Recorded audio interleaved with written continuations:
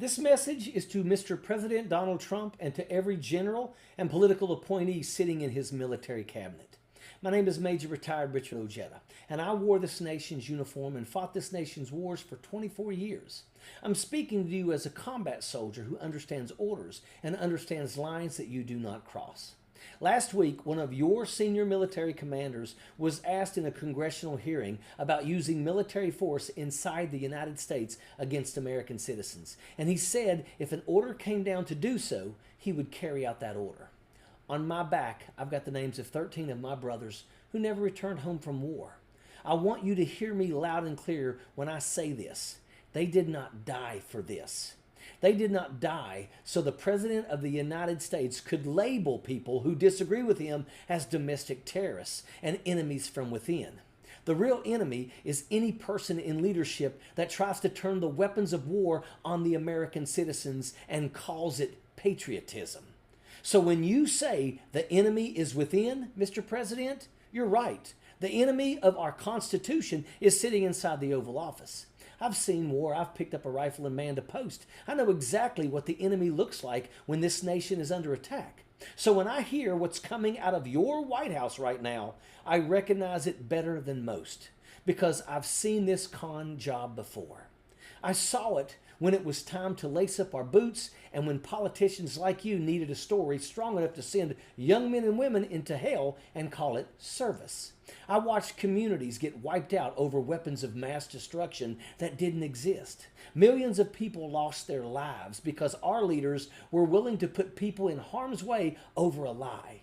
I remember the faces. I remember the fear. I remember the kids. And I remember what it's like when you return home and realize it was all for nothing.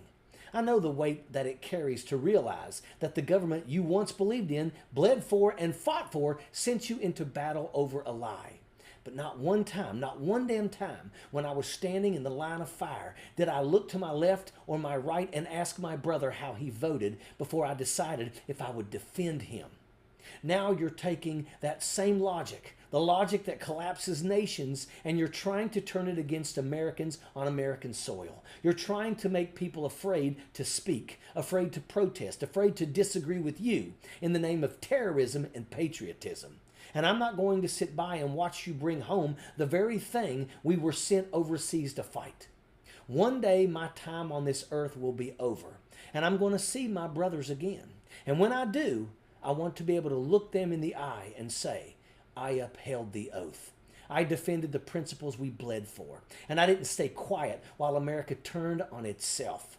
My brothers that did not return home were not suckers and losers like you once said. They were men of honor who served this nation and upheld their oath to protect and defend the Constitution. And I carry their sacrifice with me every single day.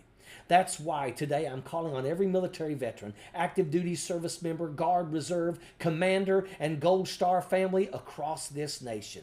Remember your oath. We did not take an oath to a president. We did not take an oath to a political party. We took an oath to the Constitution of the United States to defend this country against all enemies, foreign and domestic. And if any of my brothers were here today, they would be sickened by what this country is being asked to accept. To every active duty service member, stand up. Remember your oath. To every veteran across this nation, our oath does not die with retirement. We have a duty to uphold it at all costs. And to every military commander, I want you to remember Nuremberg. I was just following orders isn't a defense for war crimes.